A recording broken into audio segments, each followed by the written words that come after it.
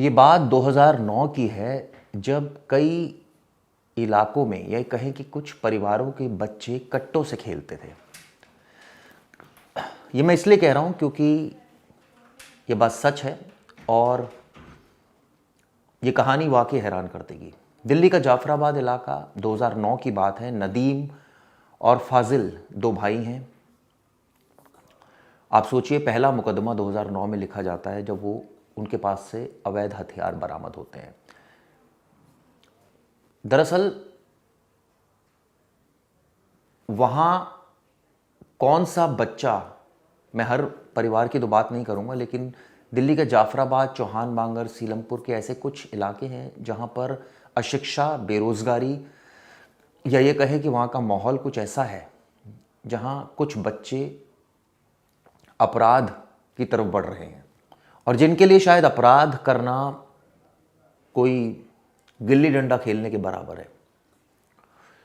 ये बात 2009 की है जब दो भाई असद, तीन भाई असद, नदीम, फजिल एक साथ परिवार में रहते थे, खेलते थे, कूदते थे। दरअसल असद उनका कज़न ब्रदर है, नदीम और फजिल का बुआ का लड़का है। चौहान बांगर इलाके में रहते थे। आसपास माहौल इनको ख़राब मिला और शायद घर में कोई टोकने वाला नहीं रहा होगा और धीरे धीरे करते करते ये लोग हथियारों के धंधे में लिप्त हो गए। और पहला मुकदमा आप सोचिए 2009 में नदीम के खिलाफ लिखा गया। उसके बाद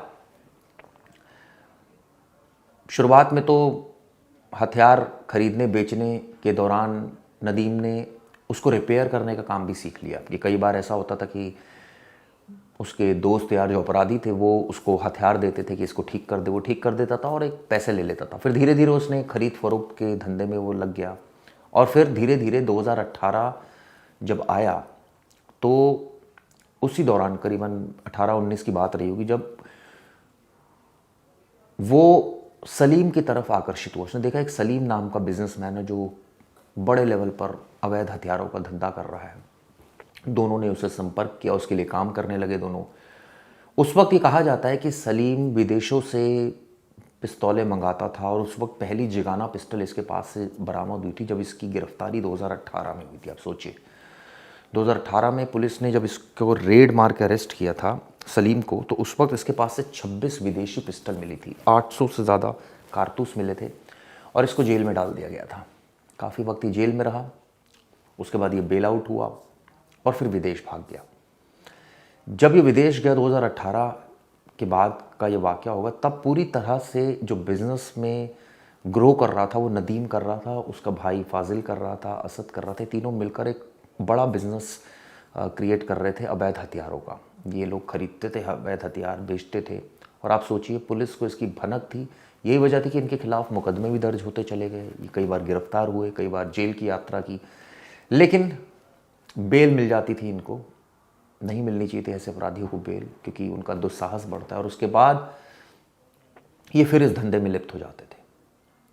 पुलिस को इनके बारे में मुखबरी मिलती रहती थी टाइम टू टाइम। उसी वक्त करीबन ये कहा जाए कि वो दौर रहा होगा 2018-19 का ही, जब एक और अपराधी इनके साथ साथ पनप रहा था। वो था कबूतर, बॉबी उर्फ कबूतर। आप सोचिए आज तक पुलिस उसको पकड़ नहीं पाई है।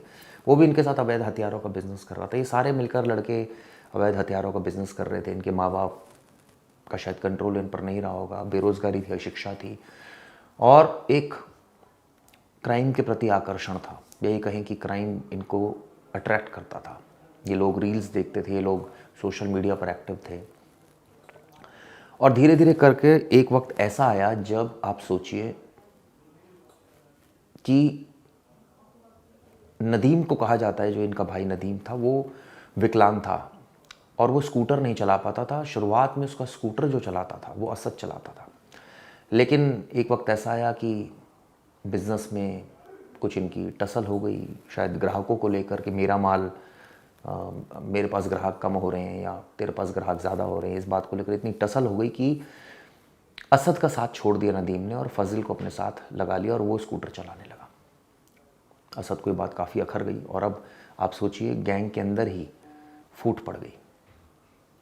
ये भी बात सामने धीरे धीरे असद ने अपने साथ कबूतर को भी मिला लिया और ये सब लोग काम कर रहे थे बिग बॉस का, यानी कि एक ऐसा शख्स जो जेल से साम्राज्य चला रहा था, हाशिम बाबा। ये हाशिम बाबा के लिए सब लोग काम कर रहे थे, असद और कबूतर। इनको लगा कि अब वो मुखबरी पर उतारू हो गया है, तो बिज़नेस में हमारा लॉस करा दिया उसने, अवैध हथियारों का धंधा खुद ही संभाल रहा है नदीम, सब कुछ खुद ही हैंडल कर रहा है और बिज़नेस में भी लॉस कराता जा रहा है, और अब हमारे बारे में मुखबरी भी कर रहा है पुलिस को। पुलिस को ऐसे ही गुर्गे चाहिए होते हैं जो गैंग के अंदर रह के गैंग के बारे में सब कुछ उनको बताते रहे। और यही बात असद को नागवार गुजरी। 3 दिन पहले दिल्ली के जाफराबाद इलाके में 41 राउंड गोलियां चली। 16 गोली नदीम को लगी, 15 गोली फाजिल को लगी। दोनों ढेर हो गए। इतना खून बहा और इतने खोखे थे कि पुलिस गिनते गिनते थक गई। पूरी ज़मीन लाल हो गई। और उसके बाद आप यकीन मानिए कि अब पुलिस असद को ढूंढ रही है। सिर्फ कारनामा इतना ही नहीं है, असद के खिलाफ भी कहा जाता है कि उसको भी हाल ही में पकड़ा था 2025 में अगस्त में, लेकिन फिर बेल हो गई। असद के खिलाफ भी 6-7 मामले सामने आ रहे हैं कि वो भी बार बार जेल जा रहा था, वापस आ रहा था। इस दौरान ये भी बात पता चल रही है, जो मैं पढ़ रहा था खबरों में, कि नदीम और फाजिल को भी 2024 में पुलिस ने गिरफ्तार किया था और इनके पास से भी हथियार मिले थे, और लेकिन फिर बेल हो गई इनकी। 2009 में भी इनके खिलाफ मुकदमा था, 2024 में भी पकड़ा, बेल हो गई। और आप सोचिए 85% ये करीब करीब विकलांग था, लेकिन इसके बावजूद इसका जो धंधा था वो सिर्फ एक था, कट्टों से खेलना, कट्टे खरीदना, बेचना, मुनाफा कमाना, अपना परिवार चलाना।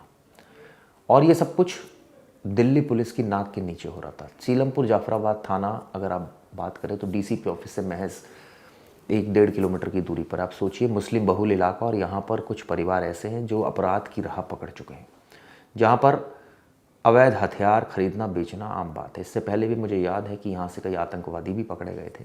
हालांकि पूरा इलाका तो नहीं ऐसा है, लेकिन हाँ कुछ लोग ऐसे हैं जो देश विरोधी काम कर रहे हैं और जो इस तरह से अवैध हथियार खरीद रहे हैं। इस वक्त ये कहा जा रहा है जो सलीम है वो जेल में बंद है। मुझे याद है जब इसके बारे में जानकारी निकल कर आ रही थी, जो मेन डॉन था सलीम, जब इसको पकड़ा था इसके खिलाफ 14 केस थे, और सलीम ने जमानत मिलने के बाद ये विदेश भाग गया था, और इसी साल अगस्त में इसको फिर पकड़ लिया गया था। ये बेल जंप आउट था।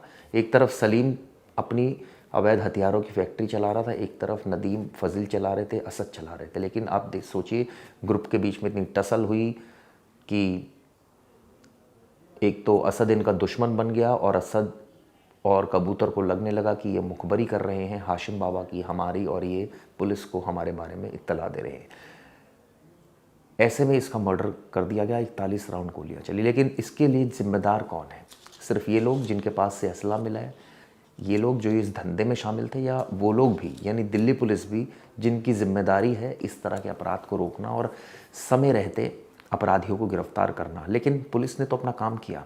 शायद इनकी जो अपराध था वो इतना संगीन था, या कानून का इन्होंने फ़ायदा उठाया और अदालतों ने इनको ज़मानत दी, और ज़मानत के बाद भी ये लोग रुके नहीं, एक के बाद एक अपराध करते चले गए और पुलिस इनको पकड़ती चली गई। ऐसे में कानून सख्त होना चाहिए और पुलिस को अपनी जिम्मेदारी भी निभानी चाहिए, क्योंकि कबूतर आज तक पुलिस की गिरफ्त से बाहर है। कई बार रेड मार चुकी है पुलिस, लेकिन अभी तक उसके बारे में कोई सुराग नहीं मिल पा रहा है। एक तरफ कबूतर, एक तरफ सलीम, और एक तरफ नदीम, असद और फजिल। ये लोग ऐसा कॉकस बनाकर बैठे हैं कि सीलमपुर जाफराबाद में कई जगहों पर इन्होंने न्यूसेंस क्रिएट कर रखा है। और इनका आका है हाशिम बाबा, जो जेल में बंद है। ये वही इलाका है जहाँ पर कभी छैनू नासिर गैंग एक्टिव हुआ करते थे, और उन्होंने कई कत्ल एक दूसरे के गैंग के लोगों को किए। उम्मीद करता हूँ इस मामले में पुलिस एक्टिव होगी। ठीक है, गैंग वॉर से पुलिस का ही फ़ायदा होता है, लेकिन ये भी बात सच है कि इससे दहशत भी फैलती है इलाके में। जो लोग अमन और शांति प्रिय हैं उन लोगों के लिए तकलीफ़ की बात होती है। उम्मीद ही करते हैं लोग अपराध की राह छोड़ेंगे, और दूसरे लोग भी अपराध की राह जो पकड़ने के मूड में हैं वो बिल्कुल नहीं पकड़ेंगे। और अपराध का अंजाम हम सबको पता है क्या होता है। आखिर में या तो बदमाश को ही मार देता है, या फिर पुलिस बदमाशों को मार देती है, या फिर कानून अपने हिसाब से कार्रवाई करता है। ये वीडियो दोस्तों कैसी लगी बताइएगा। ये कहानी है जाफराबाद की उन गलियों की जहाँ से ये दोनों पैदा हुए और उसके बाद इन दोनों का अंत हुआ। धन्यवाद।